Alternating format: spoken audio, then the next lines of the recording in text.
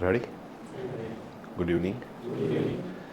Okay ભાઈ, આપણે GST સમજવાનું ચાલુ કરેલ છે. ગુડ્સ એન્ડ સર્વિસીસ ટેક્સ 1 જુલાઈ 2017થી જીએસટી લાગુ પડ્યો. જીએસટી ઇનડાયરેક્ટ ટેક્સને રિપ્રેઝન્ટ કરે છે. મતલબ વેપારીએ પોતે પોતાના ખિસ્સામાંથી ટેક્સ નથી ભરવાનો. માલનું વેચાણ કરતી વખતે અથવા તો સર્વિસ સપ્લાય કરતી વખતે ગ્રાહક પાસેથી જીએસટી ઉઘરાવવાનો અને આ ઉઘરાવેલો જીએસટી ગવર્મેન્ટ સુધી પહોંચાડવાનો. તમે ગ્રાહક પાસેથી જે જીએસટી ઉઘરાવો એ તમારે પૂરેપૂરો ગવર્મેન્ટને નથી આપવાનો, પણ તમે જે માલની ખરીદી કરેલી હશે તેની અંદર ભરેલો જીએસટી તમને બાદ મળશે.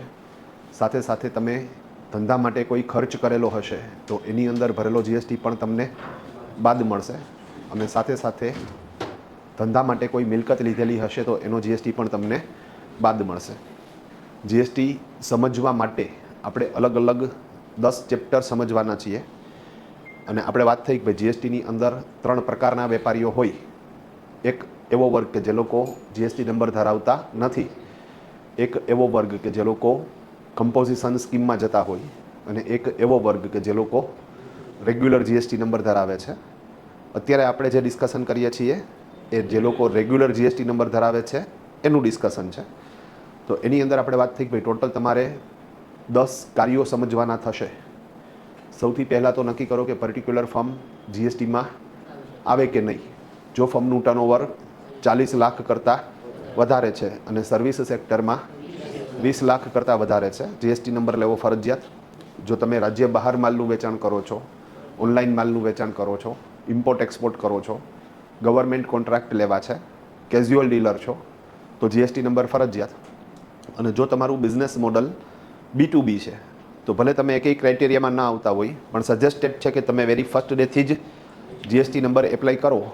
કારણ કે જો તમે જીએસટી નંબર ધરાવતા હશો, એમાં પણ જો તમે રેગ્યુલર જીએસટી નંબર ધરાવતા હશો તો જ તમે તમારા કસ્ટમરને ટેક્સ ઇનવોઇસ આપી શકશો, અને તો જ તમારા કસ્ટમરને ખરીદીની અંદર ભરેલો ટેક્સ બાદ મળશે. તો આ ટોપિક આપણે સમજી ગયા. અને આપણે નામ આપ્યું હતું એલિજિબિલિટી ટેસ્ટ ફોર જીએસટી. નક્કી કરો કે પર્ટિક્યુલર ફર્મ જીએસટીમાં આવે કે ના આવે. ઓકે, હવે આવે છે તો બીજું સ્ટેપ આપણે સમજ્યા બીજા ચેપ્ટરની અંદર કે જીએસટી નંબર માટે એપ્લાય કરો. તો રિલેટેડ ડોક્યુમેન્ટ ક્લાયન્ટ પાસેથી લેવાના. દરેક ડોક્યુમેન્ટના ફોટા પાડો, એને કેમ સ્કેનરમાં ચોખ્ખા કરો, PDF જેપીજીમાં કન્વર્ટ કરો, ફાઇલની સાઇઝ 100 KB કરતાં ઓછી, બધો ડેટા કમ્પ્યુટરમાં નાખો, એને રિનેમ કરો, અને ધેન આફ્ટર તમે વેબસાઇટ ઓપન કરો www.gst.gov.in. પોર્ટલ ઓપન થાય એટલે એમાંથી સર્વિસીસમાં, એમાંથી રજિસ્ટ્રેશનમાં, એમાંથી ન્યૂ રજિસ્ટ્રેશનમાં, એમાં પાર્ટ A કમ્પ્લીટ કરો એટલે TRN નંબર જનરેટ થાય, અને TRN નંબરથી પાર્ટ 2 કમ્પ્લીટ કરો. આટલું કમ્પ્લીટ કરો એટલે વેરિફિકેશન માટે મોકલી દેવાનું. સ્થળ તપાસ થાય એટલે 3 દિવસની અંદર તમારો જીએસટી નંબર આવી જાય. ત્રીજું મુદ્દો આપણે સમજતા હતા કે સાહેબ હવે જીએસટીના નામની માળા પહેરી લીધી તો હવે વેપારી તરીકે તમારે જ્યારે બિલ બનાવો, પછી માલનું વેચાણ કરો અથવા તો સર્વિસ સપ્લાય કરો, બિલની અંદર તમારે જીએસટી ચાર્જ કરવાનો થશે. તો એમાં આપણે સમજ્યા કે જો તમે સેમ સ્ટેટની અંદર માલનું વેચાણ કરો છો તો તમારે CGST અને SGST લગાડવાનો થશે. અને જો તમે અધર સ્ટેટમાં માલનું વેચાણ કરો છો તો તમારે IGST લગાડવાનો થશે. ઓકે, બિલમાં જીએસટી ચાર્જ કેવી રીતે કરવો એ આપણે સમજ્યા. અને ધેન આફ્ટર આપણે એ સમજતા હતા કે બિલ એકચ્યુઅલી બને કેવી રીતે. તો આ બિલનું એક ફોર્મેટ છે. સૌથી ઉપર બીજું આ જીએસટીના નોર્મ્સ મુજબનું ફોર્મેટ છે. આ લેન્ડસ્કેપ છે, તમે લેન્ડસ્કેપમાં કાઢી શકો બિલ, અને પોર્ટ્રેટમાં પણ કાઢી શકો. સૌથી ઉપર વેચનારની વિગત હશે. તો સૌથી પહેલાં તમે જુઓ તો સાહેબ અહીંયા વેચનારનો જીએસટી નંબર, વેચનાર પાર્ટી છે મેટ્રિક્સ મોબાઈલ, એનું એડ્રેસ, બિલ નંબર અને તારીખ. તો આ બધી વિગતોમાં નોર્મલી બધી વિગતો પ્રી પ્રિન્ટેડ જ હોય છે. ઉપર આપણે જોયું હોય તો લોગો ને પેઢીનું નામ ને બધું કેવું હોય સાહેબ, પ્રી પ્રિન્ટ છાપેલું જ હોય. તારીખનું ખાનું હોય, બાજુમાં તારીખ આપણે મેન્યુઅલી લખી શકીએ. કમ્પ્યુટરમાં બિલ બનાવતા હોય તો કમ્પ્યુટરમાં લખાઈ જશે, સિમ્પલ. તેના આફ્ટર તમે કોને માલ વેચો છો એની વિગત, એકચ્યુઅલી આપણે મેસર્સ બોલીએ, ડન. આપણે માલ વેચો ટોપ મોબાઈલને, આ એનું એડ્રેસ છે ને આ એનો જીએસટી નંબર છે. ઓકે, માલ શિપ ક્યાં કર્યો, મતલબ કે બિલ તો તમે ટોપ મોબાઈલનું બનાવ્યું અને આ ટોપ મોબાઈલનું એડ્રેસ છે, પણ માલ મોકલો ક્યાં? મોટાભાગના કેસમાં તો જે બિલ બન્યું ત્યાં જ મોકલો હોય, પણ છતાંય જો અધર જગ્યાએ મોકલાણો હોય તો તમારે અહીંયા શિપ ટુમાં આધાર એડ્રેસ લખવાનું, સેમ જગ્યા છે તો સેમ ડિટેલ્સને રિપીટ કરી નાખો. ધેન આફ્ટર તો કે સાહેબ તમે જે પ્રોડક્ટ વેચી છે એ પ્રોડક્ટનું નામ, તો ક્રમ 1 સ્લિક મોબાઈલ, એનો HSN કોડ, અને અહીંથી ગાડી આપણી અટકી હતી. બોલો. પરફેક્ટ. હું બીજી વાર બોલીશ નહીં કારણ કે મને નથી ફાવતું, તમે સમજી ગયા. ફરીથી એકવાર બોલ દે બેટા. રેડી? આ પૂછા હો તમને, બરોબર ને? રેડી? પાછો કાલ પૂછીશ, બરોબર ને? નો આવડે એની પાસે 10 રૂપિયા દંડ. હા, પણ તમે કહેતા નહીં સાહેબ તમે ન બોલી શકો તો 20 રૂપિયા મેં લેવું. હા, તો અહીંયા HSN કોડ લખવાનો થશે. Than after quantity. હવે ક્વોન્ટિટીમાં તમે લખ્યું 1, તો આ 1 શું? કિલો, ગ્રામ, તો એ યુનિટ જે આવે ને યુનિટ તમારે લખવું પડશે. તો પીસીસ અથવા નંગ્સ બે હાલે ભાઈ, બરોબર છે? Done. Okay. Than after rate શું છે? તો કે ભાઈ 15,000. એટલે ટોટલ બિલ કેટલાનું બનશે? તો કે 15,000. હવે એમાં કંઈ ડિસ્કાઉન્ટ આપવું છે? તો કે હા સાહેબ આપણે 1,000 રૂપિયાનું ડિસ્કાઉન્ટ કર્યું તો બિલ બન્યું 14,000. હવે સાહેબ એ બિલની રકમ ઉપર તમારે GST એડ કરવાનો છે. તો પ્રશ્ન એ થાય છે મારે 15,000 ઉપર કરવો કે ડિસ્કાઉન્ટ બાદ કર્યા પછી 14,000 ઉપર કરવો? કઈ રકમ ઉપર કરશું? 14,000 ઉપર. કારણ કે આપણે સમજ્યા કે ભાઈ વેલ્યુ ઓફ સપ્લાય, તો ડિસ્કાઉન્ટ બાદ થાય પછીની જે રકમ છે એના ઉપર આવશે. તો 14,000ના 9%. માની લો કે અહીંયા ટોટલ પ્રોડક્ટ 18%ની છે, તો CGST 9% અને SGST 9%, તો 1,260 રૂપિયા અને SGST 1,260 રૂપિયા. અહીંયા સેમ સ્ટેટ છે મહારાષ્ટ્ર, એટલે IGST આવતો નથી. ભાઈ ક્લિયર છે? તો ઇઝી પ્રોસેસ. ઓકે. તેના આફ્ટર તમે અહીંયા જુઓ તો સાહેબ પેકિંગ ચાર્જીસ. ઓકે. પેકિંગ ચાર્જીસમાં માની લો કે 200 રૂપિયા એડ થયા, તો 200 રૂપિયા એડ થયા, ડિસ્કાઉન્ટ કંઈ નથી આવ્યું, તો એ ટેક્સેબલ વેલ્યુ જ કેટલી થઈ ગઈ સાહેબ? 200. અને મજાની વાત કે જો કંઈ એડિશન થશે બિલમાં તો એના ઉપર પણ GST લાગશે. તો 200 રૂપિયાના 9%, તો 18 રૂપિયા CGST ને 18 રૂપિયા SGST. તો ફાઇનલી 15,200નું બિલ બન્યું, પણ ડિસ્કાઉન્ટ 1,000 રૂપિયાનું બાદ કરતા 14,200નું બિલ બન્યું. એમાં 1,278 CGST લાગ્યું, 1,278 SGST લાગ્યું. ટોટલ બિલ બન્યું 16,556 રૂપિયાનું. તો આ રીતે તમારે શું કરવું પડશે સાહેબ? બિલ બનાવવાનું થશે. આ આડું બિલ છે, ઊભું બિલ બનાવો, કન્ટેન્ટ આ જ રાખવાનો છે, ધેટ્સ ઓલ. બીજું, તમે ટેલી શીખવા આવ્યા છો અને ટેલી પોતે બિલિંગ સોફ્ટવેર પણ છે. મતલબ ટેલીમાં તમે બિલ બનાવી શકો, અને ટેલીએ જે બિલિંગ ફોર્મેટ રાખ્યું છે એ GSTને અનુરૂપ છે. પણ મજાની વાત કે ટેલીમાં જે બિલ બનશે ને સાહેબ એ ઊભું બિલ બનશે. તો હવે ઊભું બિલ બનાવવું હોય તો તમારે અહીંયા આ જે CGST, SGST, IGSTના ખાના છે ને એ અહીંયા રકમની નીચે એડ થઈ જશે. ભાઈ ક્લિયર છે આખી વાત? લાગ્યું હોય તો એડ કરવાનું, ફરીથી લાગ્યું હોય તો એડ કરવાનું. ભાઈ ક્લિયર છે આખી વસ્તુ? અગેઇન આપણા તરફથી આપણે જેટલો ખર્ચો લગાડ્યો છે એ બધો ખર્ચો આમાં શું કરવો પડશે? એડ કરવો પડશે. સિમ્પલ. ફરીથી હા, જે ટ્રાન્સપોર્ટેશનની સર્વિસમાં હશે એ રેટ રાખવાનો થશે.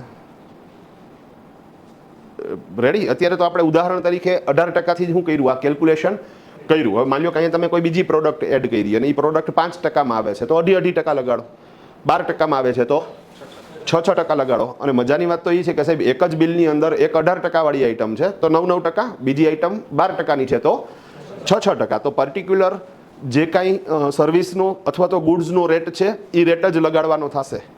ક્યારેક એવું બને, હવે તે જે વાત કરી તેમાં થોડું કોમ્પ્લિકેશન એડ કરીએ આપણે. ક્યારેક એવું બને કે તમે છે ને મિક્સમાં આઈટમ વેચતા હોય, મતલબ કે તમને ખબર હોય તો ઓલું સ્ટેશનરીની દુકાને એક ગિફ્ટ આર્ટિકલ મળે આવડું મોટું, એ એક જ બોક્સ હોય પેકિંગવાળું સરસ મજાનું. એમાં કિચન હોય, એની અંદર બોલપેન પણ હોય, એમાં ડાયરી હોય, એમાં કેલ્ક્યુલેટર છે માની લ્યો, બરાબર? હવે એ આખે 4નું એક સળંગ પેક છે અને એ પેક એ વેચે છે. હવે હલવાણી ત્યાં થાય છે કે એની અંદર જે 4 પ્રોડક્ટ છે એમાં કોઈ એક પ્રોડક્ટ છે એ 0%ની છે, કોઈ એક પ્રોડક્ટ 5%ની છે, કોઈ એક પ્રોડક્ટ 12%ની છે. તો અહીંયા પ્રશ્ન એ થાય કે સાહેબ મારે શું કરવું? અહીંયા તમે અલગ અલગ વસ્તુઓ નથી વેચતા પણ એક આખું ગિફ્ટ બોક્સ વેચો છો. તો અહીંયા નિયમ એવો છે કે જે હાયર રેટ છે ને એ એપ્લાય થશે. તમે સમજી ગયા? માની લો 12% હાયર રેટ છે ને તો એ આખા ડબ્બા ઉપર કેટલા ટકા લગાડી દેવાના?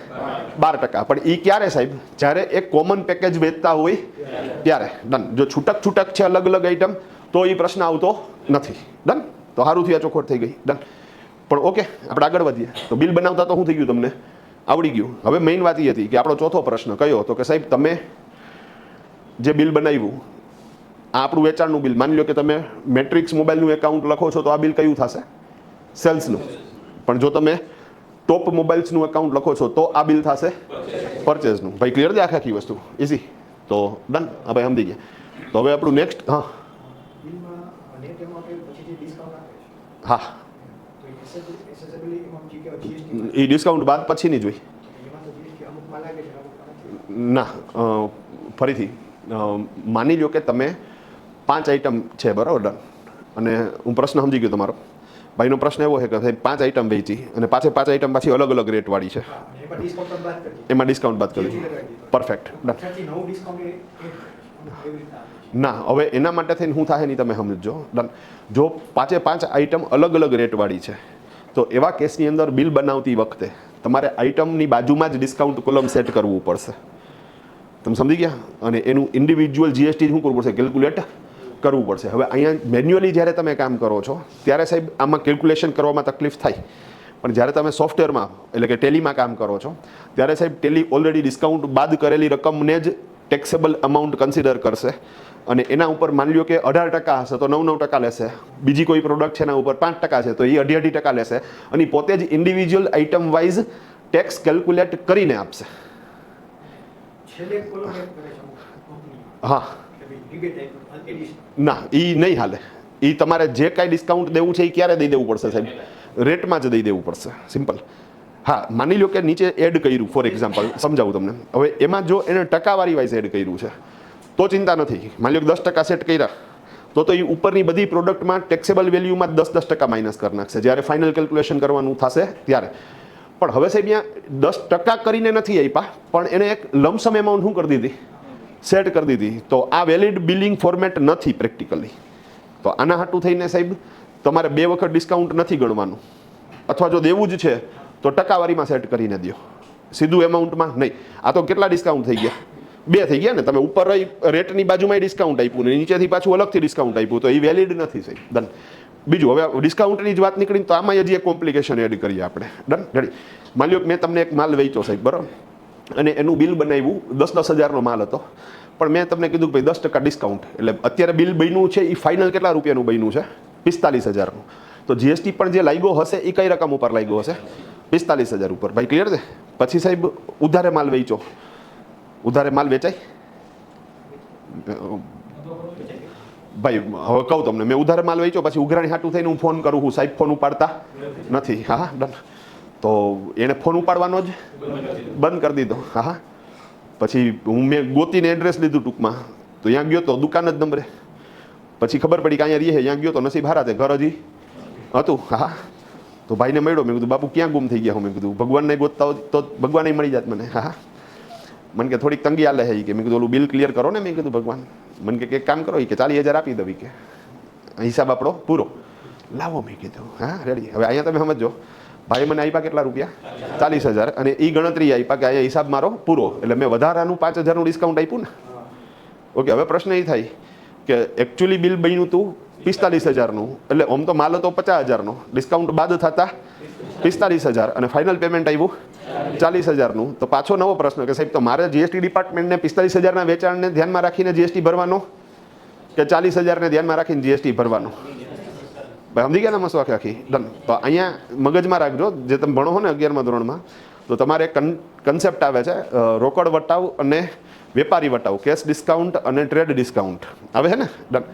તો જે લોકો કોમર્સના છે ને યાદ હશે સાહેબ કે કેશ ડિસ્કાઉન્ટ જે હોય ને સાહેબ, એની ચોપડે એન્ટ્રી થાય, પણ જે ટ્રેડ ડિસ્કાઉન્ટ છે ને સાહેબ, એની ચોપડે એન્ટ્રી ન થાય. હવે આપણી ભાષામાં કહું તો બિલ બનાવો ને એ ટ્રેડ ડિસ્કાઉન્ટ, બિલમાં જે ડિસ્કાઉન્ટ આપી દીધું ને એ કયું? ટ્રેડ. અને ઓલું પરાણે જે ડિસ્કાઉન્ટ દેવું પડ્યું ને કે રોકડા હાથમાં આવી જાય, એના હાટું થઈને તમે શું કરો છો? ડિસ્કાઉન્ટ આપો છો, એ કેશ ડિસ્કાઉન્ટ. તો જીએસટી ડિપાર્ટમેન્ટ કહે કે ભાઈ કેશ ડિસ્કાઉન્ટ તમે ભોગવું, એની યારે મારે કાંઈ લેવા દેવા નહીં. ટ્રેડ ડિસ્કાઉન્ટ હું બાદ આપું જ છું ને. જીએસટી એ શું કરે છે? ટ્રેડ ડિસ્કાઉન્ટ બાદ કર્યા પછીની જે ડિસ્કાઉન્ટેડ રકમ છે એના ઉપર જ જીએસટી લાગે છે. તો એ કે 45,000 ઉપર જ જીએસટી ભરવાનો. પણ મેં કીધું મારે આવ્યા તો ના, એ ડિસ્કાઉન્ટને આપણે કન્સિડર નથી કરવાનું. આ સારું થયું અત્યારે ચોખવટ થઈ ગઈ, નહીં તો ખરેખર ઇમ્પ્લિમેન્ટ કરવાની વાત આવે ને ત્યારે કન્ફ્યુઝન થઈ કે સરે તો કીધું તું ડિસ્કાઉન્ટ બાદ કર્યા પછી જીએસટી ભરવાનો, તો અહીંયા મારે 40,000 ઉપર ભરવાનો નહીં. એ બાકીનું જે 5,000નું ડિસ્કાઉન્ટ છે એ કેવું છે? એ કેશ ડિસ્કાઉન્ટ છે. તો કેશ ડિસ્કાઉન્ટની ઇવન ચોપડે પણ શું કરવી પડે? એન્ટ્રી કરવી પડે. હવે અહીંયા હવે એકાઉન્ટિંગ કન્સેપ્ટ ઉપર થોડોક વયો જાઉં છું. ડન. હા, એકાઉન્ટિંગ ભણાવવાનું બાકી છે, પણ છતાંય વાત નીકળી તો ક્લિયર કરી દઉં. ડન. કે સાહેબ અહીંયા આપણે ભણતા ત્યારે શું આવતું 11માં? તો કે ટ્રેડ ડિસ્કાઉન્ટની ચોપડે એન્ટ્રી ન થાય. ફરીથી ટ્રેડ ડિસ્કાઉન્ટની ચોપડે એન્ટ્રી ન થાય, વેપારી વટાવની ચોપડે એન્ટ્રી ન થાય, કેશ ડિસ્કાઉન્ટની ચોપડે એન્ટ્રી થાય, રોકડ વટાવની ચોપડે એન્ટ્રી થાય. આની પાછળનું તર્ક શું છે ને એ સમજો. હવે આને જીએસટી આરે થોડુંક સાઈડમાં રાખી દઈ, અકાઉન્ટિંગના પોઈન્ટ ઓફ વ્યૂથી વાત કરું. માની લો કે મેં સાહેબને માલ વેચ્યો 50,000નો, પણ બિલ કેટલાનું બન્યું? તો જ્યારે માલ વેચ્યો છે, કરાર થયો છે, ત્યારે જ ડિસાઇડ થઈ ગયું છે કે મારે તમારી પાસેથી કેટલા રૂપિયા લેવાના છે? 45,000. તો મને એકાઉન્ટ એમ કહે કે ભાઈ પહેલેથી જ ડિસાઇડ છે, તો તું 45,000થી જ એન્ટ્રી કર. એટલે મેં એન્ટ્રી શું મારી દીધું કે ભાઈ મારે ભાઈ પાસેથી લેવાના, એવી મેં 45,000ની એન્ટ્રી કરી. હા, આની ઉધાર જમા કેમ થશે, એકાઉન્ટિંગ રિપોર્ટ્સ કેવી રીતે જનરેટ થશે, એ તો જ્યારે એકાઉન્ટિંગ ભણશું ત્યારની વાત છે. આ તો કન્સેપ્ટ સમજવાની વાત છે. ડન. તો મારું બેલેન્સ શીટ એવું બોલશે કે ભાઈ મારે આ ભાઈ પાસેથી 45,000 લેવાના છે. મારા બેલેન્સ શીટમાં અસેટ્સ બાજુ મારું લેણું ઊભું રહેશે. કેટલા રૂપિયાથી? 45,000થી. ઓકે, માની લો કે ભાઈ મને 45,000 રૂપિયા રોકડા આપી ગયા, તો મારું એ જે 45,000નું લેણું હતું એ ઝીરો થઈ ગયું. ભાઈ ક્લિયર છે? તો હવે મારું બેલેન્સ શીટ બોલશે કે મારે ભાઈ પાસેથી કાંઈ લેવાના નથી, ભાઈ ઝીરો થઈ ગયું. ભાઈ ડન. પણ હવે એ ભાઈએ મને આપ્યા કેટલા? 40,000. અને કઈ શરતે આપ્યા? તો કે હવે તમારે એ બાકીના રૂપિયા ભૂલી જવાના છે ભાઈ, એ મને ડિસ્કાઉન્ટ આપી દો, પરાણે ડિસ્કાઉન્ટ. ભાઈ સમજી ગયા? ડન. હવે આપણે મેં કીધું આવે હે લક્ષ્મીજી તો ના ક્યાં પાડવી, લાવો મેં કીધું. હા ડન. તો મેં લઈ લીધા 40,000. હવે જો હું 40,000થી એન્ટ્રી કરું અને 5,000 જે રોકડ ડિસ્કાઉન્ટ છે, મતલબ કે પાછળથી જે મારે પરાણે ડિસ્કાઉન્ટ લેવું પડ્યું કે દેવું પડ્યું, એ ડિસ્કાઉન્ટની એન્ટ્રી ન કરું તો મારું બેલેન્સ શીટ એમ બોલે કે મારે હજુ એ ભાઈ પાસેથી 5,000 લેવાના છે, જ્યારે ખરેખર મારે હવે ભાઈ પાસેથી 5,000 લેવાના નથી. એટલે આપણો એકાઉન્ટનો નિયમ એમ કહે છે કે ભાઈ ટ્રેડ ડિસ્કાઉન્ટની એન્ટ્રી ન હોય, કારણ કે તમે ત્યારે બિલની જ્યારે એન્ટ્રી કરો છો ત્યારે ઓલરેડી ડિસ્કાઉન્ટ બાદ કર્યા પછીની રકમ ઉપર જ કરો છો. પણ કેશ ડિસ્કાઉન્ટની એન્ટ્રી હોય, કારણ કે જો એન્ટ્રી ન કરો તો બેલેન્સ શીટની અંદર તમારા 5,000 ઉભા રહીએ. આમ એક પ્રેક્ટિકલ શબ્દ વાપરીએ છીએ કે 5,000 ઉભા રહીએ, જ્યારે ખરેખર 5,000 ઉભા રહેતા નથી. આ ક્લિયર છે ભાઈ? તો ઇઝી. હા સાહેબ. હા,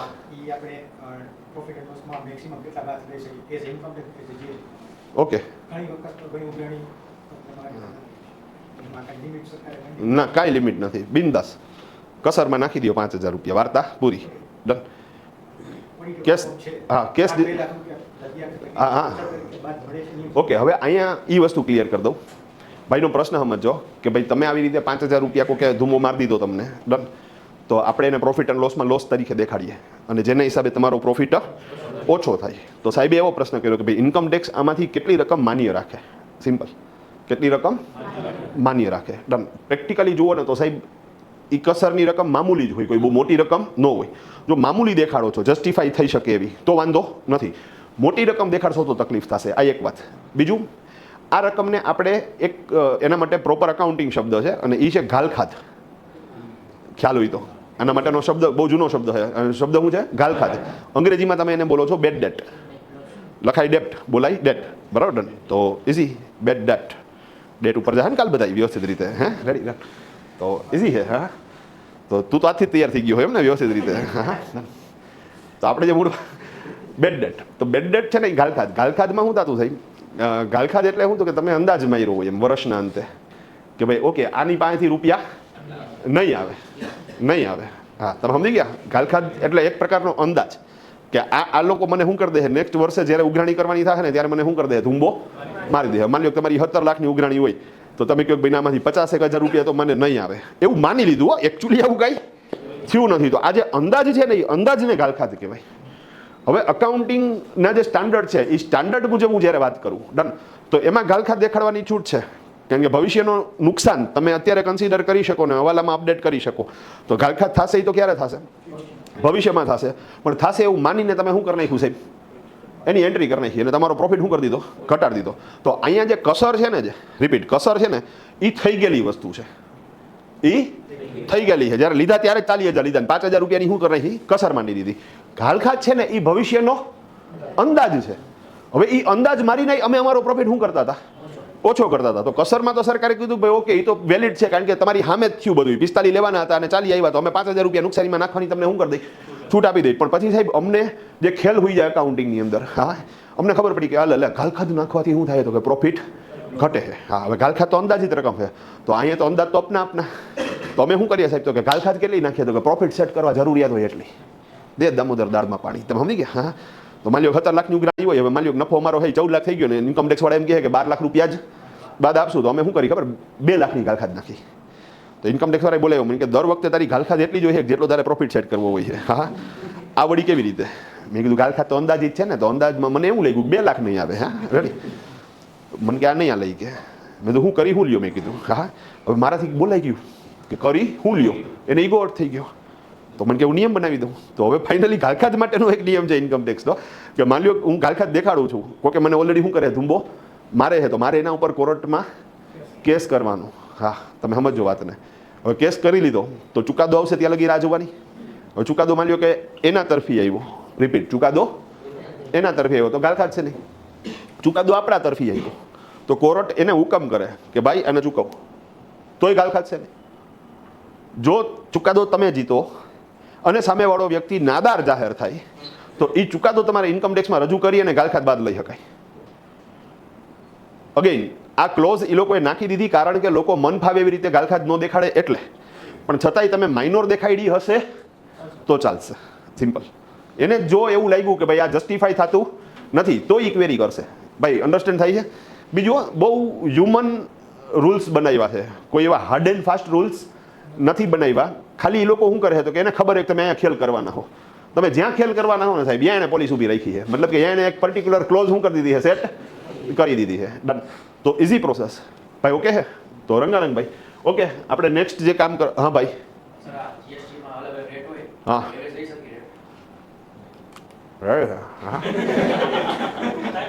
પ્રશ્ન સમજ્યા તમે? પ્રશ્ન એને એવો કર્યો, રંગારંગ પ્રશ્ન કર્યો. ડન હે કે જીએસટી ની અંદર માની લ્યો કે 10 અલગ અલગ પ્રોડક્શન, બધી પ્રોડક્ટના રેટ અલગ અલગ છે, યાદ રહેતા નથી, બિલ બનાવવામાં કન્ફ્યુઝન થાય છે, ક્લેરિકલ પ્રોસેસ વધી જાય છે, તો આપણે બધાની રાસ કરી નાખી. હા તો એ રાસ કોણ રમશે તો કે ખાલી કાનુડો જ રમશે. તો સમજી ગયા? તો એ નહીં હાલે. પણ હા આ પ્રોબ્લેમને સોલ્વ કરવા માટે થઈને જીએસટી ડિપાર્ટમેન્ટે એક ઉપાય આપ્યો છે. એ ઉપાયનું નામ છે કમ્પોઝિશન સ્કીમ, પણ એનું અત્યારે ડિસ્કશન કરતો નથી ભાઈ. ઓકે હે ડન. તો રાસ નહીં ચાલે. હા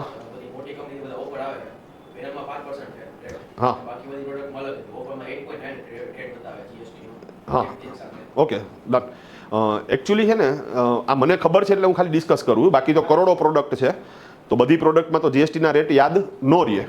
પણ નોર્મલી જે જીએસટીના રેટ છે લોકોને ખ્યાલ જ છે કે ભાઈ 0% અમુક પ્રોડક્ટ ઉપર છે, અમુક પ્રોડક્ટ ઉપર 5% છે, અમુકમાં 12% છે. હમણાં આ 2.0 આવ્યું પણ એ પહેલાં તમે જુઓ તો અમુકમાં 18% હતા, અમુકમાં 28% હતા, પણ મુખ્ય રેટ પહેલાં 5 જ હતા. તમે સમજી ગયા વસ્તુ આખી ડન. પણ અમુક પ્રોડક્ટ એવી છે કે એને સ્પેશિયલ રેટ લાગુ પડે છે.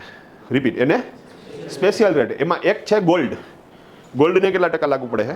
3%. તો એ આપણી નોર્મલ જીએસટીની જે રેટ ચાર્ટ છે એમાં આવતું નથી. અને એવી જ રીતે એક પ્રોડક્ટ છે સોલારની, જેમાં મારા ખ્યાલથી 8.5 કે સમથિંગ કંઈક લાગુ પડે, 8.9. તો એ એક સ્પેશિયલ રેટ છે ટૂંકમાં. મતલબ કે એ સોલારનું જે કંઈ બિલિંગ બને ને એમાં કેટલા ટકા લગાડવાના તમારે?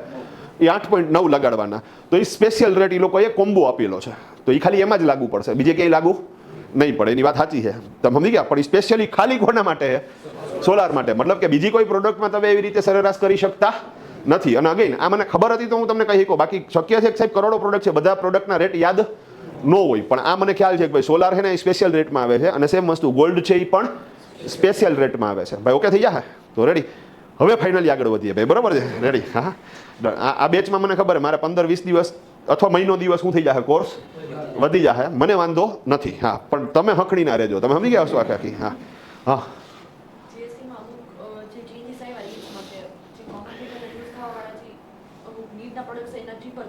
હા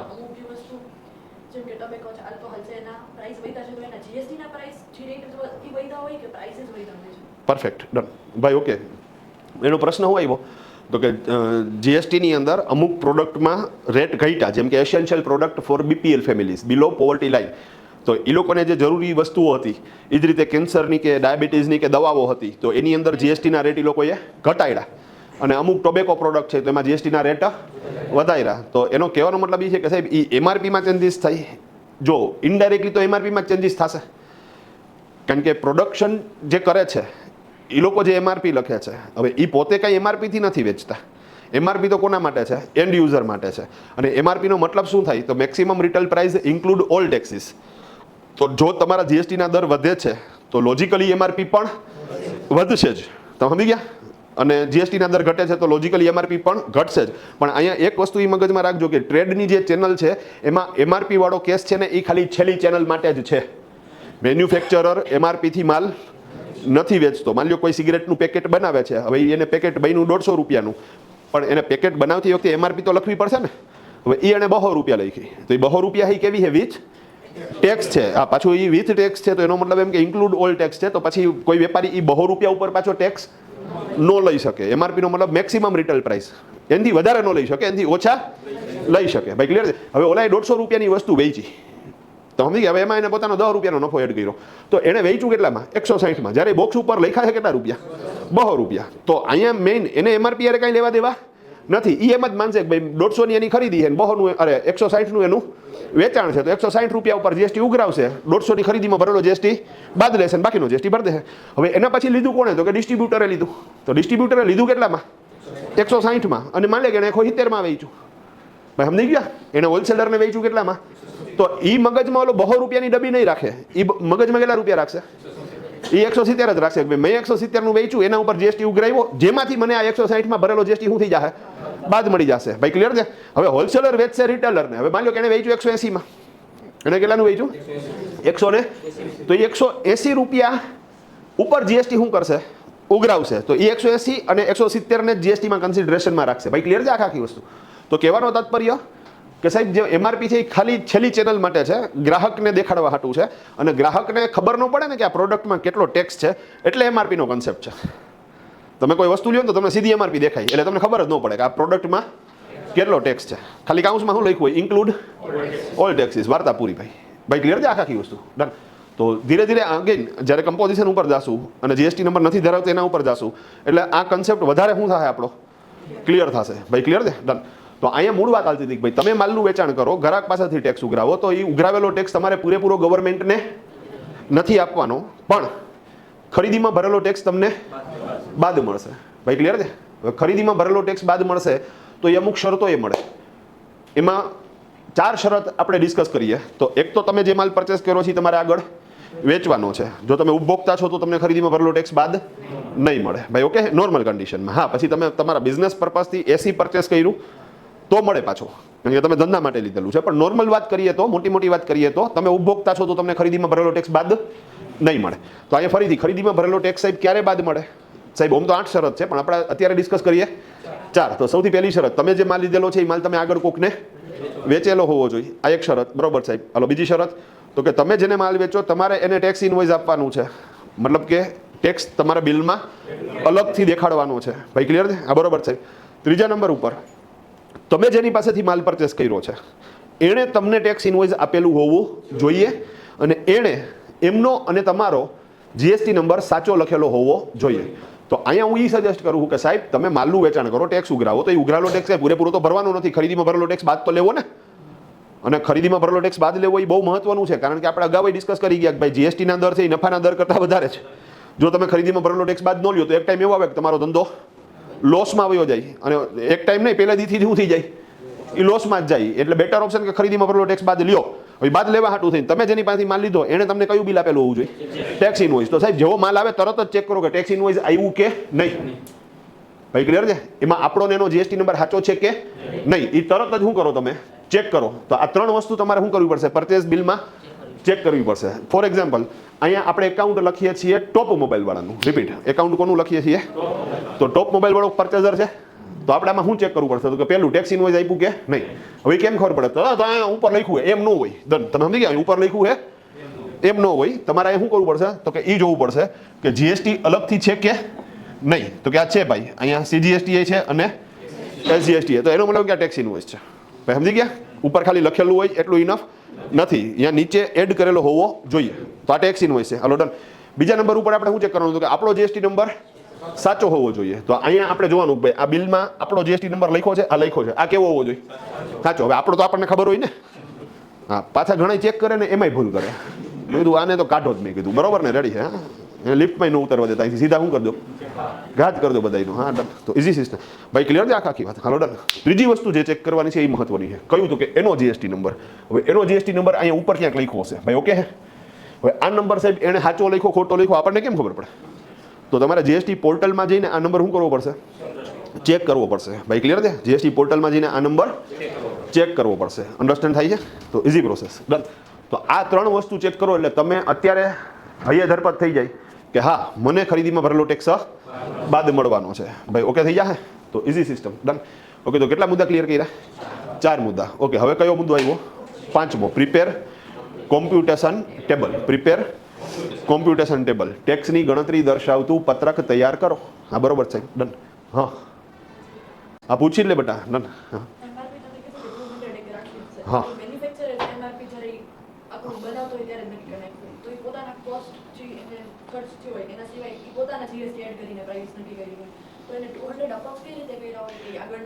પરફેક્ટ ભાઈ. જો આ એકચ્યુઅલી ટ્રેડનો ક્વેશ્ચન થઈ ગયો કે ભાઈ એકચ્યુઅલી આ મેક્સિમમ કેટલું રાખવું ટૂંકમાં, તમે સમજી ગયા વસ્તુ. તો અહીંયા બેનો પ્રશ્ન એવો છે, આ પ્રશ્ન એટલા માટે બોલું મારે રેકોર્ડિંગ હાલે પાછું બરાબર રેડી. તો પ્રશ્ન એવો છે કે સાહેબ કોઈ પ્રોડક્ટ કોઈ મેન્યુફેક્ચરર બનાવે છે તો એ પ્રોડક્ટ ઉપર MRP પણ ત્યાંથી જ છપાશે.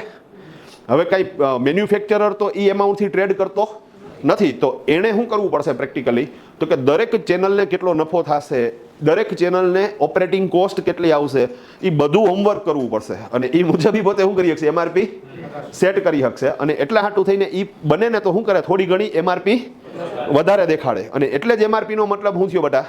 Maximum retail price. પણ આપણા મગજમાં એમ છે કે MRP થી જ વસ્તુ વેચાય. રોંગ છે એ વસ્તુ.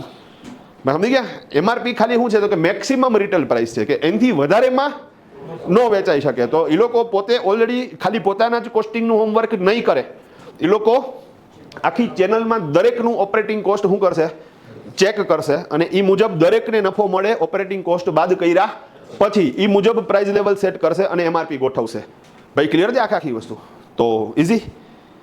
અને જોઈ નથી ગોઠવી શકતો તો લોચો થાય. કારણ કે માન લે કે રિટેલર લગી પૂગતા પૂગતા જ બહો થઈ ગયા અને બોર્ડ એ ડબ્બી ઉપર કેટલા રૂપિયા લખ્યા છે? બહો લખ્યા છે. તો હવે ઓલો રિટેલર હલવાણો ને, કાં તો કે વેચવું કેટલામાં? તો એ રિટેલર હવે એ માલ વેચશે તો છેલ્લે નુકસાની કોને જાહે? મેન્યુફેક્ચરરને જ જાશે ને. તો મેન્યુફેક્ચરરે આ કસરત કરવી પડશે. સુપર. અને આ ભાગ કયો થયો બેટા? તો કે આને જ કહેવાય કોસ્ટ અકાઉન્ટિંગ. જો અકાઉન્ટિંગમાં સાહેબ ભાગ છે, તમે સમજો વાતને. હા તો આ કોસ્ટ એકાઉન્ટિંગનો એક પાર્ટ થઈ ગયો. એક મેનેજમેન્ટ એકાઉન્ટિંગનો પાર્ટ આવે અને એ હું અહીંયા શીખવાડીશ તમને. જ્યારે ઇન્વેન્ટરી મેનેજ કરવાની વાત આવશે ત્યારે આપણે જે ડિસ્કસ કરશું એમાં બધી ડિસ્કસ એની હશે મેનેજમેન્ટ રિલેટેડ. ધંધાને સારામાં સારી રીતે તમારે મેનેજ કરવો છે તો ઇન્વેન્ટરી મેનેજમેન્ટ કરવાનું છે. પ્રાઇસ લેવલે કાંઈ પ્રોબ્લેમ ન થાય એના હાટું થઈને કોસ્ટ અકાઉન્ટિંગ ભણવાનું છે. ઇન્કમ ટેક્સની અંદર અને GST ડિપાર્ટમેન્ટની અંદર પ્રોપર ડેટા જાય એના માટે અકાઉન્ટિંગની અંદર ઇન્કમ ટેક્સની બધી ક્લોઝ અને GSTની બધી ક્લોઝ ફૂલફિલ થાય છે એ ચેક કરવાનું છે. અને સાથે સાથે અકાઉન્ટિંગ સ્ટાન્ડર્ડ મુજબ અકાઉન્ટિંગ લખાણું છે કે નહીં એ જોવાનું છે. મતલબ કે ખાલી ઉધાર જમાની એન્ટ્રી કરી નાખો અને રિપોર્ટ બનાવી નાખો એટલું ઇનફ નથી સાહેબ. આ ડેપ્થ વાળો સબ્જેક્ટ છે અને મજા આવે એવો છે, ઇન્ટરેસ્ટિંગ છે. કારણ કે ડાયરેક્ટ તમારા બિઝનેસને શું કરશે? એ કનેક્ટ કરશે. આ કોઈ સાઇન થીટા કોસ થીટા વાળું તો છે નહીં. તો ઇઝી પ્રોસેસ ભાઈ. ગેમ સમજાણી આખી? તો રંગારંગ ભાઈ. બીજું માની લો કે ઘણી વખત એવું બને કે કોઈ એક વ્યક્તિ છે, જો એક સાઈડની વાત કરું, કોઈ એક વ્યક્તિ છે એને પ્રોડક્ટ બનાવતા આવડે છે. તો એની ઈચ્છા એવી કે હું બનાવું પ્રોડક્ટ. પછી એને નેચરલી ડિસ્ટ્રીબ્યુશન ચેનલ શું કરવી પડશે? સેટ કરવી પડશે. પણ શરૂઆતમાં જો એ કોસ્ટ એકાઉન્ટિંગ નથી સમજતો તો એવા કેસની અંદર પ્રોબ્લેમ થશે. અને શક્ય છે કે સાહેબ એ એટલો બધો ડિમોટિવેટ થઈ જાય કે ધંધો જ બંધ કરી દે. તો હવે સાહેબ ખરેખર જણાય શું કરવું જોઈએ? તો કે એણે હવે જોયું એકાઉન્ટન્ટ એકાઉન્ટ લખનાર વ્યક્તિને આ કોસ્ટ એકાઉન્ટિંગ સમજાતું નથી હોય, પહેલાં ચોખવટથી કહી દઉં. હા એ ખાલી શું કરે તો કે ડોક્યુમેન્ટ આપી દો, એના ઉપરથી શું કરી નાખે? એન્ટ્રી કરી નાખે ને ઇન્કમ ટેક્સનું GSTનું રિટર્ન ફાઇલ કરી દે. એમાં કંઈક ભૂલ હશે તો વકીલ કે સીએ કહી દે. That's all. અને એ તો ખાલી ટાઈમે રિટર્ન ફાઇલ કરી દે ને તોય ગંગના છે.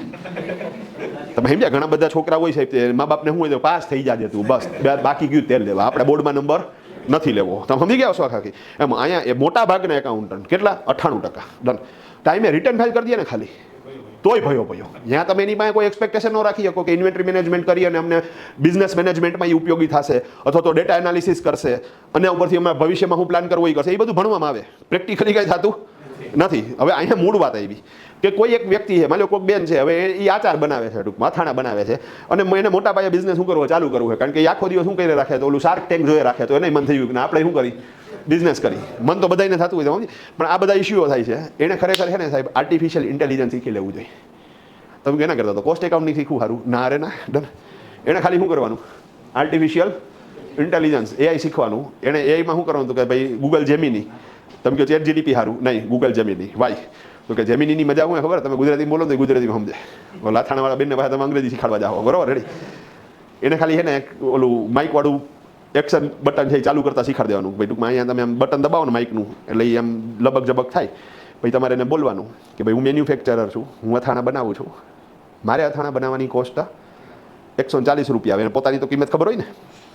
ડન. હા, હવે એ અથાણા માટે હું દરેક સ્ટેટમાં એક ડિસ્ટ્રીબ્યુટર રાખું, એની નીચે એક હોલસેલર હોય, એની નીચે એક રિટેલર હોય, અને એ રિટેલર કસ્ટમરને વેચે, તો બધાને પ્રોપર નફો મળે એ રીતે મને કોસ્ટ સેટ કરી દે. મારી પ્રોડક્ટમાં જીએસટીના રેટ 18% છે, તો હું જે મારી પ્રોડક્ટ બનાવું એમાં મારે એમઆરપી કેટલી છાપવી, ખટાક વાર્તા પૂરી. ડન. સમજાણું તમને? તમે કહો આવું બધું અમારે શીખવું હોય તો ઓકે, તો અમે નવો કોર્સ લોન્ચ કરીએ છીએ, બરાબર? રેડી? હા, માર્કેટિંગ કરી લઉં ને. રેડી કે એઆઈનો પ્રેક્ટિકલ ઉપયોગ કઈ રીતે કરવો. હા, ખાલી ફોટા બનાવવાનું તમે કહો મહિના વાળ લાંબા કરી દે, દાઢી કરી દે, એવું કાંઈ નહીં. તમે સમજી ગયા ખાકી ના. તો ઇઝી. આપણે કેવી રીતે કરવાનો ઉપયોગ, એનો ખરેખર શું થતો હોય, ઉપયોગ થતો હોય. આ 1 મહિનાનો કોર્સ હોય ને સાહેબ, એમાંથી હું ગેરંટી થયું કે એક વસ્તુ એવી નીકળે કે જે ટૂંકમાં લાઈફ ચેન્જિંગ મોમેન્ટ જ હોય 100%. ડન. તો ઇઝી પ્રોસેસ છે. પણ ઓકે, એ અમે 1 મહિના પછી શું કરવાના છીએ, લોન્ચ કરશું વાતે ગાતે, બરોબર ને? રેડી? હા, તમને ડિસ્કાઉન્ટ આપીશ ટૂંકમાં ફર્સ્ટ બેચ વાળાને. તો ઇઝી છે. હા, 8 ટાઈમ રાખવું. 8 તો તમારે પછી માર્ચ પછી આવવું પડે, કારણ કે માર્ચમાં તો આ બેચ હું હાલતી છે. પણ અગેન બીજા કોકને મોકલજો ને, અગ્રી સિસ્ટમ છે, બરોબર? રેડી? મારી પહેલી બેચ શું કરી દેજો, ભરી દેજો તમને વ્યવસ્થિત રીતે. ઇઝી સિસ્ટમ છે. હપ્તા લે, તમે સમજો. પણ ઓકે, આપણે જે મૂળ વાત આવતી હતી આ તમે સમજી ગયા ને. તો હવે આપણે કેના ઉપર વાત કરીએ, કોમ્પ્યુટેશન ટેબલ. તો કોમ્પ્યુટેશન ટેબલ કેવી રીતે તૈયાર કરવું, સિમ્પલ વસ્તુ. ડન. કોમ્પ્યુટેશન ટેબલનો મતલબ થાય ટેક્સની ગણતરી દર્શાવતું પત્રક. રિપીટ, ટેક્સની ગણતરી દર્શાવતું પત્રક. તો સાહેબ ટેક્સ કેવી રીતે ગણવો, બહુ ઇઝી છે. માલનું વેચાણ કરતી વખતે તમે ગ્રાહક પાસેથી જે જીએસટી ઉઘરાવો એને કહેવાય આઉટપુટ જીએસટી, એને કહેવાય. અને તમે માલ ખરીદ કરતી વખતે જે જીએસટી ઓલરેડી ભરી દીધો છે એને કહેવાય ઇનપુટ જીએસટી. ભાઈ ક્લિયર છે? તો formula for calculate GST, net GST is equal to total output GST minus total input GST. Output જીએસટીનો મતલબ થશે વેચાણ કરતી વખતે ગ્રાહક પાસેથી ઉઘરાવેલો જીએસટી, અને ઇનપુટ જીએસટીનો મતલબ થશે ખરીદીની અંદર ભરેલો જીએસટી. ભાઈ ક્લિયર થઈ જાય આખી વસ્તુ? ડન.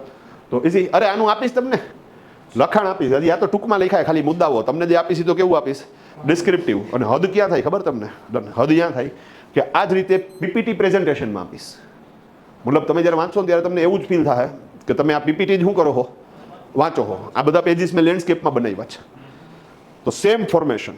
હા, અને જે મુદ્દો હાલતો હશે ને એ જ મુદ્દો અહીંયા પાછો શું હોય છે, હાઇલાઇટ થયેલો હશે. તો તમને એમ જ લાગશે કે તમે શું કરો હો, પીપીટી જોવો. તો રંગારંગ કાર્યક્રમ થઈ. ભાઈ ઓકે, આમ જાય ગયું ભાઈ આ સૂત્ર. ભાઈ અહીંયા એક વસ્તુ બહુ મહત્વની છે, એ સમજવા જેવી છે. કઈ? તો કે સામાન્ય રીતે, રિપીટ, સામાન્ય રીતે માલની ખરીદીની અંદર ભરેલો જીએસટી ઇનપુટ ટેક્સ ક્રેડિટ તરીકે બાદ મળે. હા, એ તો ભાઈ બરોબર છે. સાથે સાથે ધંધા માટે કોઈ મિલકત ખરીદ કરેલી હોય તો એની અંદર ભરેલો જીએસટી પણ બાદ મળે, અને સાથે સાથે ધંધા માટે કોઈ ખર્ચ કરેલો હોય તો એની અંદર ભરેલો જીએસટી પણ બાદ મળે. બોલો, ગજબ થઈ ગયું સાહેબ. ડન. એક આરે બે ફ્રી. ડન હે? રેડી? તો માલનું વેચાણ કરો, જીએસટી ઉઘરાવો, એમાંથી માલ ખરીદીની અંદર ભરેલો જીએસટી તો બાદ મળે જ. સાથે સાથે ધંધાની મિલકત હશે તો એમાંય ભરેલો જીએસટી બાદ મળશે, અને ધંધા માટે કોઈ ખર્ચ કરેલો હશે એમાં ભરેલો જીએસટી એ બાદ મળશે. એક એમાઉન્ટ વાઇઝ એક્ઝામ્પલ આપું છું. ભાઈ રેડી છો બધા? ડન. ઓકે, માની લો કે મેં આ સાહેબ પાસેથી 1 લાખ રૂપિયાનો માલ લીધો અને 10% વાળો માલ લીધો. આ 10% જીએસટીના રેટ નથી, આ રાઉન્ડ ડાઉન કરવા હાટું. ડન. તો મેં ટોટલ તમને ચૂકવા સાહેબ 1,10,000. ભાઈ ક્લિયર? હવે એણે 1 લાખ પોતે રાખ્યા અને 10,000 એણે કોને આપી દીધા? સરકારને. તું સરકાર. ભાઈ બરાબર? ડન. તો ઇઝી સિસ્ટમ. ઓકે, પછી આ બીએસએનએલ વાળો છે, બરાબર? ડન. તો આને મારી પાસેથી બિલ મોકલું મને 11,000નું. 10,000 રૂપિયાનું મારું ટેલિફોનનું, ઓફિસનું ટેલિફોનનું બિલ હતું, અને 1,000 રૂપિયા મારો જીએસટી હતો. તો એ મેં જે સર્વિસ પરચેસ કરી, ધંધાનો જે મેં ખર્ચ કર્યો, એ પેટે મેં એને ટોટલ કેટલા રૂપિયા આપ્યા? એમાં 10,000 એણે રાખ્યા અને 1,000 રૂપિયા એણે કોને આપી દીધા? સરકારને. સરકાર પાસે ટોટલ કેટલા થઈ ગયા? 11,000. હાલો ડન. અને આ ભાઈને મોબાઈલની દુકાન છે, તો હું 10,000નો એની પાસેથી મોબાઈલ લઈ આવ્યો. મેં કીધું એક મસ્તીનો મોંઘો મોબાઈલ આપો. મેં કીધું હા. મને કે આ લ્યો. મેં કેટલા રૂપિયા? મને કે 11,000 રૂપિયા. 10,000નો મોબાઈલ, અને એમાં 10% લેખે 1,000 રૂપિયાનો જીએસટી. ભાઈ ક્લિયર છે આખી વસ્તુ? ડન. હવે એને મેં 11,000 આપ્યા, તો 10,000 એને રાખ્યા અને 1,000 રૂપિયા એને કોને આપી દીધા? ઓકે, સરકાર પાસે ટોટલ કેટલા થયા? 12,000. હાલો ડન. હવે મજાની વાત સાહેબ, ટેલિફોનની સર્વિસ તો અમે અહીંયા વાપરી લીધી, મોબાઈલ તો ધંધા હાટું લીધો છે, એ કાંઈ વેચવા હાટું તો નથી લીધો. પણ હા, જે આ કાકા પાસેથી માલ લીધો હતો ને, એ વેચવા હાટું લીધો હતો. ભાઈ બરોબર છે? હવે એ બધો માલ મેં આને 1.5 લાખ રૂપિયામાં શું કરી દીધો? વેચી નાખ્યો. ભાઈ ક્લિયર? હવે માલ 10% વાળો હતો, તો 1.5 લાખના 10% એટલે 15,000 મેં ભાઈ પાસેથી ટોટલ ઉઘરાવ્યા 1,10,000. 65,000. આ 1,65,000 માંથી 1,50,000 માલદાર અને નફાના ખિસ્સામાં. ઓકે, હવે ટેક્સ પેટે કેટલા રૂપિયા ઉઘરાવ્યા? 15,000. આ 15,000 જે ટેક્સ પેટે ઉઘરાવ્યા ને એને કેવા છે? Output GST. એમાંથી મને ખરીદીમાં ભરેલો ટેક્સ શું થાય? બાદ મળશે. તો ખરીદીમાં ભરેલો ટેક્સ હતો 10,000, ખર્ચમાં ભરેલો ટેક્સ હતો 1,000 અને મિલકતમાં ભરેલો ટેક્સ હતો 1,000. તો ટોટલ મને કેટલા બાદ મળી ગયા? 12,000. તો 15,000 ઉઘરાવે, એમાંથી 12,000 બાદ થઈ ગયા. તો વાહે કેટલા વધ્યા? એ 3,000 મેં સરકારને આપી દીધા. ભાઈ કેમ સમજાણી? તો આ કોઈ મોટી વાત નથી. ટેક્સ કેલ્ક્યુલેટ કરવો બહુ ઇઝી છે. હા ભાઈ બરોબર છે. છતાંય સાહેબ અહીંયા એક્ઝામ્પલ સાથે દેખાડો. તો આપણે વાત કરીએ છીએ કોની? પૂજારા ટેલિકોમની. હા બરોબર સાહેબ. હાલો, પૂજારા ટેલિકોમની અંદર એ લોકો મોબાઈલનું ખરીદ વેચાણ કરે છે. તો અહીંયા માની લો કે એણે પરચેસ કર્યું. કેટલા મોબાઈલ લીધા? 10 મોબાઈલ. એક મોબાઈલ એણે 10,000નો લીધો, એટલે ટોટલ ખરીદી કેટલા રૂપિયાની થઈ? 1 લાખની. માની લો જીએસટીના દર 10%, તો જીએસટી 10,000 અને ટોટલ 1,10,000. હાલો, આ ક્લિયર? હવે એણે જે મોબાઈલ લીધા એ મોબાઈલ એણે શું કર્યું? વેચ્યા. તો સેલ્સનો ડેટા અહીંયા કેટલા મોબાઈલ વેચ્યા? 10 મોબાઈલ વેચ્યા. હવે નફો કરીને વેચશે ને, તો એણે 12,000 લેખે વેચ્યા. તો 10 મોબાઈલ 12,000 લેખે તો 1,20,000 અને એમાં 10% જીએસટી 12,000નો. તો ટોટલ બિલિંગ વેચાણનું થયું હતું 1,32,000. હવે જીએસટીની ફોર્મ્યુલા એડ કરો. તો ફોર્મ્યુલા શું છે? તો કે ભાઈ આઉટપુટ જીએસટીમાંથી ઇનપુટ જીએસટી શું કરવાનો તમારે? બાદ કરવાનો. ઓકે, આઉટપુટ જીએસટી એટલે ગ્રાહક પાસેથી ઉઘરાવેલો જીએસટી, અને ઇનપુટ જીએસટી એટલે ખરીદી કરતી વખતે ભરેલો જીએસટી. ઓકે, ગ્રાહક પાસેથી ઉઘરાવેલો જીએસટી કેટલા રૂપિયા છે? 12,000. તો આ 12,000 રૂપિયા આઉટપુટ જીએસટી તરીકે લેવાના. ઓકે, એ જ રીતે ઇનપુટ જીએસટી કેટલા રૂપિયાનો છે? તો 10,000 રૂપિયા ઇનપુટ જીએસટી તરીકે લેવાના. ઓકે, આઉટપુટ 12,000, એમાંથી 10,000 બાદ કરીએ તો વાહે કેટલા વધ્યા? 2,000. તો 2,000 ભરવાના. ઓકે, હવે જીએસટીને વેટ કહી શકાય? આવી જીએસટીને વેટ કહી શકાય. સાહેબ વેટ તો પતી ગયો નહીં, તો આગળ ટેક્સ હતો, હવે તો જીએસટી આવી ગયો. વેટ છે એ ટેક્સનું નામ નથી. વેટ છે એ ટેક્સ ઉઘરાવવાની પદ્ધતિનું નામ છે. સમજાણો? વેટનો મતલબ શું થાય છે? Value added tax. તો જેટલી વેલ્યુ એડ થઈ હોય ને, તમે એના ઉપર જ ટેક્સ ભરો છો, એટલે જીએસટીને વેટ કહી શકાય. Simple, done. તો અહીંયા અને આ ચોખ્ખોનું શું કામ કરું છું ને એ હું તમને સમજાવું. સાહેબ અહીંયા ઇન્ડિયામાં આપણે જે ઇનડાયરેક્ટ ટેક્સ છે એને આપણે બોલીએ છીએ જીએસટી. તમે જાઓ દુબઈની અંદર, ગલ્ફ કન્ટ્રીની અંદર, એ લોકો શું બોલે છે? વેટ. તો ત્યાં એમ ન માનતા કે આ કોઈ નવો ટેક્સ છે. સાહેબ એ જીએસટી જ છે. એને નામ શું આપ્યું છે? વેટ આપ્યું છે. ભાઈ તમે સમજો હો વસ્તુ આખી. ડન. તો જીએસટી છે એ વેટ જ છે. મતલબ કે તમે ઇન્ડિયાનું ટેક્સેશન સમજો, ઇન્ડિયાનું ઇનડાયરેક્ટ ટેક્સ સિસ્ટમ સમજો, તો દુબઈની બાય ડિફોલ્ટ આવડી ગઈ તમને, એ મફતમાં આવી ગયું. ભાઈ ક્લિયર છે આખી વાત? ડન. તો ઇઝી છે. તો અહીંયા વેટ છે, આ છે ભાઈ. કેવી રીતે છે? તો કે સાહેબ અહીંયા તમે માર્ક કરો. ટોટલ આપણી માલની વેલ્યુ હતી કેટલા રૂપિયાની? 1 લાખ રૂપિયાની. અને વેચ્યું કેટલામાં? 1,20,000માં. તો વેલ્યુ કેટલી એડ કરી? 20,000ની. હવે 20,000ની વેલ્યુ એડ કરી, 10% ટેક્સ છે, તો ટેક્સ કેટલો થયો? 2,000. અહીંયા જો કેટલો થયો? તો જો તમે વેલ્યુ એડ કરો છો તો જ ટેક્સ આવે છે. વેલ્યુ એડ નથી કરતા તો ટેક્સ નથી આવતો. ઉલટાનું દુબઈનું જીએસટી તો હાવ હેલું. જીએસટી ન બોલાય એકચ્યુઅલી. અહીંયા દુબઈમાં શું છે? વેટ છે. પણ અહીંયા હાવ હેલું છે ભાઈ, કારણ કે અહીંયા તો એ લોકોએ રાસ કરી છે. બધી પ્રોડક્ટ 5%. દે દામોદર દાળમાં પાણી. બરાબર, રેડી? કાં તો કે ઓલા અરબાબને બહુ જાજુ ગણિત આવડતું નથી કે આપણે હાવ હેલું હેલું રાખો એ કે. હા ડર. તો કે 5% સમજાય છે કે 5% દે એ કે. બરાબર, રેડી? તો એ બધી પ્રોડક્ટ ઉપર કેટલા ટકા? અહીંયા હમણાં આવ્યું લગભગ 20-21માં. કેવી રીતે જાય? એ પહેલાં તો અહીંયા હતું નહીં. પણ ઓકે, એના હિસાબે દુબઈમાં અકાઉન્ટન્ટની રિક્વાયરમેન્ટ બહુ વધી. અને ત્યાં જે એકાઉન્ટિંગ કામ કરે છે ને સાહેબ, એ મોટા ભાગના લોકો ઇન્ડિયન છે. અમારા લગભગ 25-30 છોકરાઓ છે દુબઈની અંદર સાહેબ, કે જે અહીંથી શીખીને અહીંયા શિફ્ટ થયા હોય ને અહીંયા અત્યારે ઓલરેડી શું કરે છે? એ દુબઈમાં જ એકાઉન્ટિંગનું કામ કરે છે. ડન. તો 3,000-4,000 દિરહામ સ્ટાર્ટિંગ સેલેરી છે. હવે 25,000 રૂપિયાનો દિરહામ એટલે 75,000 રૂપિયા સ્ટાર્ટિંગ સેલેરી. હા, પછી તો જેમ જેમ તમે ગ્રોથ કરતા જાઓ, જેમ જેમ જૂના થતા જાઓ, એમ એમ તમારી વેલ્યુ શું થતી જાય? એ વધતી જાય. હા, તો જબરદસ્ત છે. તો ઓકે, અને ફરજિયાત છે ને દરેક દુકાનવાળા એકાઉન્ટન્ટ તો શું કરવો પડશે? રાખવો જ પડશે. દુબઈ મોલમાં તમે ગયા, એનો ધંધો હાલતો હોય કે ન હાલતો હોય, તમે સમજો વાતને, પણ એકાઉન્ટન્ટ તો જોશે જ. હા સાહેબ, ધંધો ન હાલતો હોય, નુકસાનીમાં હોય ને, તો એ વારવાવાળો ન રાખે. એ સેટ પોતે શું કરી લે? વારી લે. તમે સમજી ગયા વસ્તુ આખી? હા, પણ અકાઉન્ટિંગ તો એ પોતે નથી કરી શકતો, કાં તો કે મજબૂરી છે બચાડાની, આવડતું જ નથી. આવડતું જ નથી. હા, ગમે એટલો ગરીબ હશે સાહેબ, બરાબર, માંદો પડ્યો ડૉક્ટર પાસે જવું પડશે ને, કાંઈ થાય છે ઇન્જેક્શન લઈ લે. તો આ હે ને એક માસ્ટરી વાળું પ્રોફેશન છે, ટૂંકમાં દાદાગીરી વાળું. ઇઝી સિસ્ટમ, પણ ઓકે. અને બધાને જરૂર પડે, બધાને જરૂરિયાત પડે. Simple, done. આ ગેમ સમજાઈ ગઈ? ઓકે, આમાં જ એક નવું એક્ઝામ્પલ લઈએ આપણે. ડન. ઓકે, તમે જે એકાઉન્ટિંગ કરશો સાહેબ, એ તો બિલ ઉપરથી કરશો ને. તો આપણે કામ કરી, બિલ હાથમાં આવે તો કેવી રીતે અન્ડરસ્ટેન્ડ કરવું? વસ્તુ સેમ જ છે, બહુ ઇઝી છે. ડન. કોની વાત કરી? બ્લુ ક્લબની. તો આ બ્લુ ક્લબની ખરીદી, તો ખરીદીનું આપણને શું મળ્યું? બિલ મળ્યું. તો આ બિલ છે માની લો, બરાબર. તો બિલ વાંચતા તો આવડે ને આપણને, કે સાહેબ આપણે 50 લાખનો માલ છે, 12% લેખે 6 લાખનો જીએસટી, ટોટલ બિલ બન્યું 56 લાખનું. હા, બરોબર છે સાહેબ. વેચાણનું બિલ આપણે ગણી દઈ તમને. આ વેચાણનું બિલ ભાઈ, આ તો વેચાણનું બિલ. તો માલ વેચ્યો છે કેટલાનો? 60 લાખનો, 12% લેખે 7,20,000નો જીએસટી, અને ટોટલ બિલ બન્યું 67,20,000. સાહેબ ફોર્મ્યુલા મૂકી દો એટલે વાર્તા પૂરી. તો ફોર્મ્યુલામાં output GST minus input GST, ગ્રાહક પાસેથી ઉઘરાવેલો જીએસટી, એમાંથી ખરીદીમાં ભરેલો જીએસટી બાદ લ્યો. ગ્રાહક પાસેથી ઉઘરાવેલો જીએસટી કેટલા રૂપિયાનો છે? 7,20,000. તો 7,20,000. ઓકે, ખરીદીમાં કેટલો જીએસટી ભરી દીધો છે? 6 લાખ. તો 6 લાખનો જીએસટી અહીંયા તમે બાદ લીધો ભાઈ, ક્લિયર છે? તો 7,20,માંથી 6 ગયા તો વાંહે કેટલા વધ્યા? 1,20,000. રંગારંગ ભાઈ, ઓકે થઈ ગયા? તો ડન. ઓકે સાહેબ, ક્યારેક એવું બને, અગાઉ એક આવો પ્રશ્ન આવ્યો હતો એટલે ક્લિયર કરી દઉં. ડન. ક્યારેક એવું બને કે સાહેબ લીધું છે પૂરું પણ વેચ્યું છે અધૂરું, મતલબ કે આપણી પાસે હજુ સ્ટોક પડ્યો છે, તો એવો એક કેસ લઉં છું ભાઈ, ક્લિયર છે? ડન. તો માની લો કે પૂજારાવાળાનો આપણે હમણાં થોડીક વાર પહેલા કેસ લીધો હતો ને, એ જ કેસ રિપીટ કરીએ. ટોટલ મોબાઈલ કેટલા લીધા? 10. એક મોબાઈલ લીધો 10,000નો અને 10% જીએસટી એટલે 1 લાખના મોબાઈલ અને 10,000 જીએસટી, તો ટોટલ બિલ બન્યું 1,10,000. હાલો રેડી. હવે લીધા છે 10 મોબાઈલ, પણ સાહેબ 10 મોબાઈલ વેચ્યા હોય એવું જરૂરી નથી. તો એ પર્ટિક્યુલર મહિનામાં અહીંયા એ વસ્તુ એક અન્ડરસ્ટેન્ડ કરજો કે જીએસટીનો જે હિસાબ થાય ને એ પર મંથ થાય ભાઈ, સમજી ગયા? અને ઇન્કમ ટેક્સનો જે હિસાબ થાય એ પર યર થાય. તો ઇન્કમ ટેક્સમાં તમારે નેટ પ્રોફિટ ઉપર ટેક્સ ભરવાનો થાય, પણ એ આખા વર્ષનો જે નફો હોય એના ઉપર, એટલે ઇન્કમ ટેક્સ ભરવાનો થાય વર્ષ પૂરું થઈ ગયા પછી. જ્યારે જીએસટી ભરવાનો થશે તમારે દર મહિને, તો આ પર્ટિક્યુલર મહિનામાં સાહેબ કેટલા મોબાઈલ વેચ્યા, તો એ સેલ્સનો ડેટા આપું તમને. તો ભાઈ એટલે કેટલા વેચ્યા? 5. તો લીધા 10, વેચ્યા 5, તો આનો મતલબ શું થયો?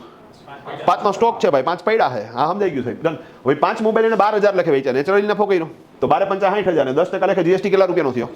તો ટોટલ થયા 66,000. હવે 66,000 ટોટલ થયા. હવે સાહેબ તમે ફોર્મ્યુલા મૂકો તો આઉટપુટ જીએસટીમાંથી ઇનપુટ જીએસટી શું કરો તમે?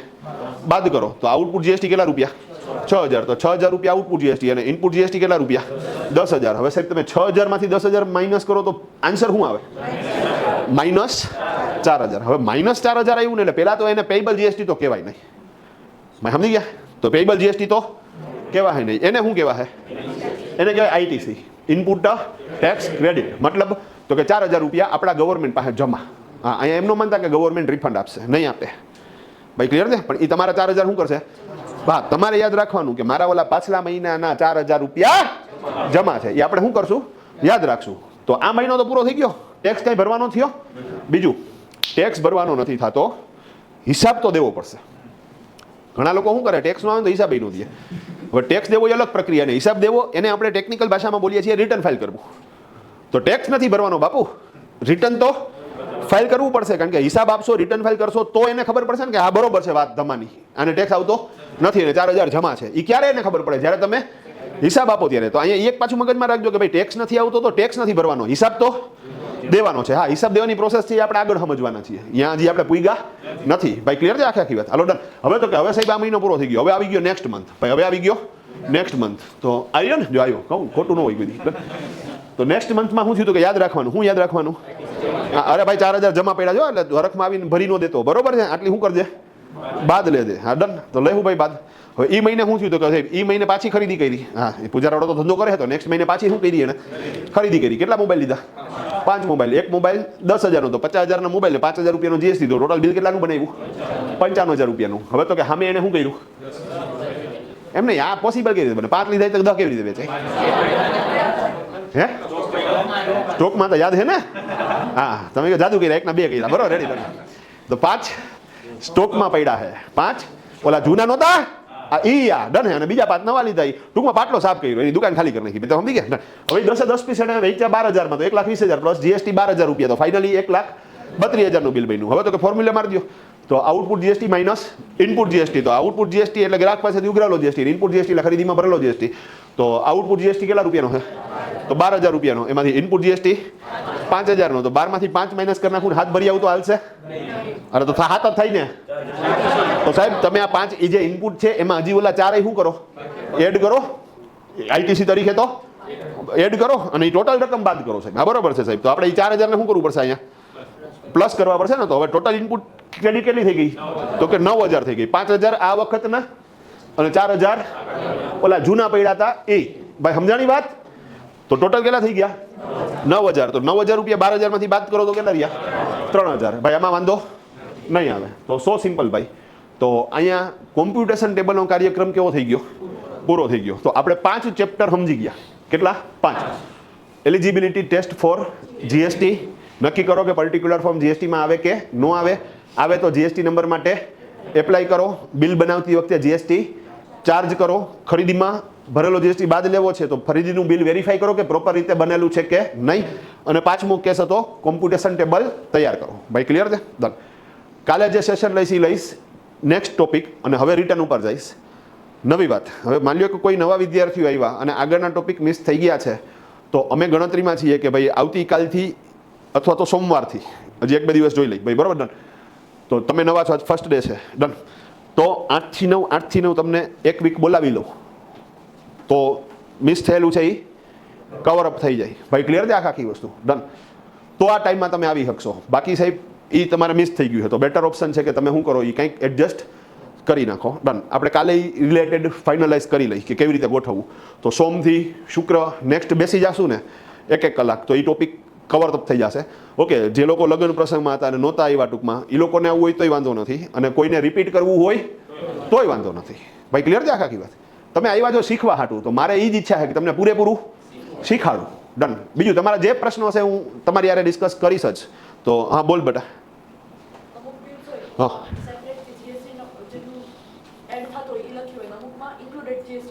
પરફેક્ટ. ઓકે ભાઈ, પ્રશ્ન સમજ્યા તમે? એણે શું કીધું કે અમુક બિલ એવા દેખાય કે જેમાં જીએસટી અલગથી દેખાતો હોય, આમ સેપરેટ દેખાતો હોય, અને અમુક બિલ એવા તમને જોવા મળે કે જેમાં સેપરેટ નો દેખાતો હોય, ઇન્ક્લુડ હોય. તો જે બિલમાં તમને સેપરેટ જીએસટી દેખાય છે એને કહેવાય ટેક્સ ઇનવોઇસ, અને જેમાં ઇન્ક્લુડ દેખાય છે એને કહેવાય બિલ ઓફ સપ્લાય. યાદ આવ્યું કે આવી નહોતી એ દિવસે? આવી હતી? હા, રેડી. તો સાહેબ એને કહેવાય બિલ ઓફ સપ્લાય. હવે પ્રશ્ન એ થાય કે સાહેબ ટેક્સ ઇનવોઇસ કઈ પરિસ્થિતિમાં બને અને બિલ ઓફ સપ્લાય કઈ પરિસ્થિતિમાં બને? તો ખાલી અત્યારે મોટી વાત કરી દઉં છું. જે લોકો રેગ્યુલર જીએસટી નંબર ધરાવતા હોય ને એ લોકોએ ફરજિયાત ટેક્સ ઇનવોઇસ બનાવવાનું, અને જે લોકો રેગ્યુલર જીએસટી નંબર નથી ધરાવતા એ લોકોએ બિલ ઓફ સપ્લાય બનાવવાનું. પૂરું ભાઈ, ક્લિયર? પણ એનું જે ઇન્ટરનલ રાજકારણ છે ને, એમાં વેપારીએ શું ધ્યાન રાખવાનું ને, એ ટોપિક હજી સમજાવવાનો બાકી છે ભાઈ. સમજી ગયા? પણ અત્યારે ખાલી એટલું ક્લિયર કરી દઉં ભાઈ, ટૂંકમાં રેગ્યુલર જીએસટી નંબર વાળા હશે તો ટેક્સ ઇનવોઇસ જ હશે. એનો મતલબ એવો થયો કે જો તને ક્યાંયથી બિલ મળ્યું અને એ બિલમાં અલગથી જીએસટી દેખાડેલો નથી, તો એને શું સમજવાનું?